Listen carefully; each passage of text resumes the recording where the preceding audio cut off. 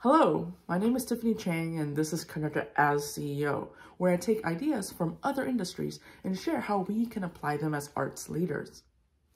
I imagine a world where leaders help people thrive, feeling more valued, seen, and fulfilled, while knowing that their work truly matters.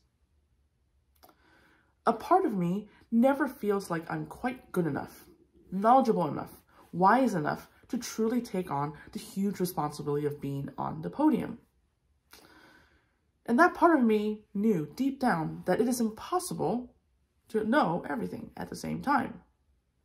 Yet, my professional training and experiences painted a stereotypical picture that, as a conductor on the podium, I should be the source of all answers and solutions. And I felt the enormous pressure to strive to fit that image. When I lead on the podium, I often ask myself, are my comments and feedbacks really helping? Who am I to tell anyone else what's the right way to do anything? This feeling of perpetual incompetence led to low confidence and broken self-esteem that impaired my performances. Recently, I came across an article called The Feedback Fallacy by Buckingham and Goodall, and it validated these feelings and internal questions for me. Through their research, the authors reveal that we are actually terrible at giving others feedback. They shared the 3 fallible theories that we use to govern how we give feedback, and how the more we depend on them and the more technology we base on them, the less learning and productivity we will get from others. The first fallacy is the source of truth. They say that our evaluations are deeply colored by our own understanding of what we're rating others on, our own sense of what good looks like for a particular competency, our harshness or leniency as raters, and our own inherent and unconscious biases.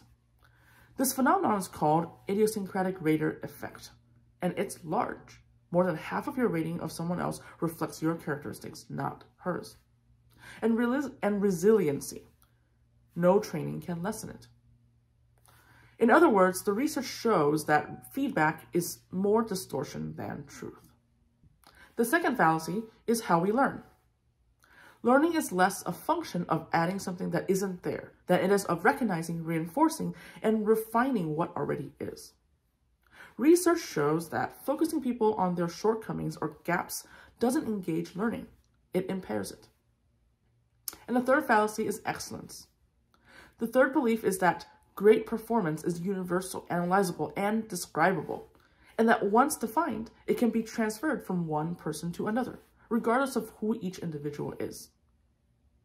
Instead, excellence seems to be inextricably and wonderfully intertwined with whoever demonstrates it. Each person's version of it is uniquely shaped and is an expression of that person's individuality, which means that for each of us, excellence is easy, in that it is a natural, fluid, and intelligent expression of our best extremes. It can be cultivated, but it is unforced. Lots of great stuff here, and this article really made me think deeply. The distortion in the feedback we receive leads us astray in what we think of ourselves and how we decide to improve.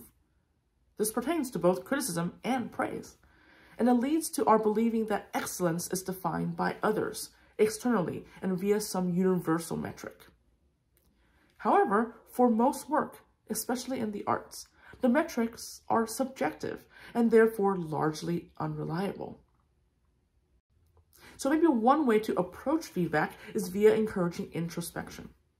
Here's some ways Buckingham suggests we can reframe our feedback. Positive feedback often sounds like, you were great at A, B, or C. An alternative may be asking, when were you at your best? Where do people tend to rely on you? On the other hand, negative feedback often sounds like X, Y, Z didn't go so well. You can fix it by doing these things. An alternative may be asking, when did you feel like you needed help? What might help look like for you going forward?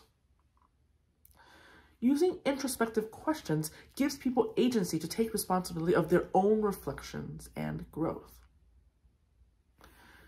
Meanwhile, leaders cannot only ask questions. We need to give actual feedback as well.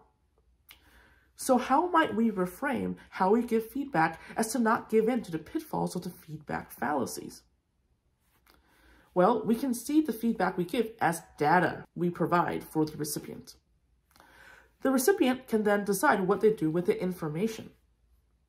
And we are foremost sharing our perspectives and reactions without judgment. We can use phrases like, "It seems like this is the issue," or "I feel like this is what's happening here." This provides a mirror that reflects the situation as we experience it from the outside, so they can see it more clearly. And when we frame our feedback as a reaction or a response from us, we move our role as the person who must be right and who must dictate.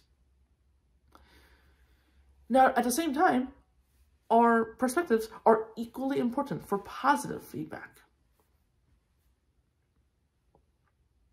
Now, along those same lines, our perspectives are equally important for positive feedback.